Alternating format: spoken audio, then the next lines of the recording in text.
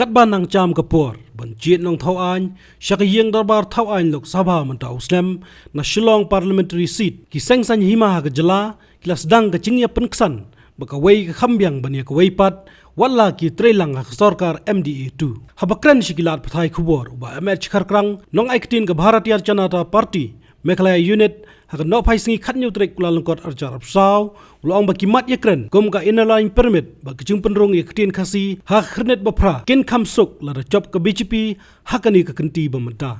kan kham suk ya kini isu ban take up lada ki candidate ki dei jong ka party ka kham suk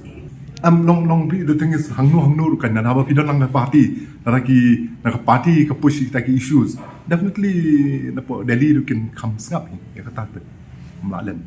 halor ka chingpen pau ka Dr. Fenala L Nonglai nang sai ain ba pokmat ka jala banya khoni ki election MP Lok Sabha na Shillong seat dak ticket BJP uba kharkrang ulong ba ki don chu ki wei pat ki ba pan ticket Henry hab ban pej ye ki ba idon jingkerman ban job bat poi sha ka thong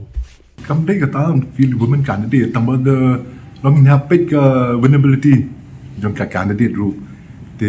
mdei tang mi ru ki don ki ba ban pau jing kwa ki ban yele ya kini election mentang we'll have to weigh the winnability factor to get candidates, and accordingly, then we will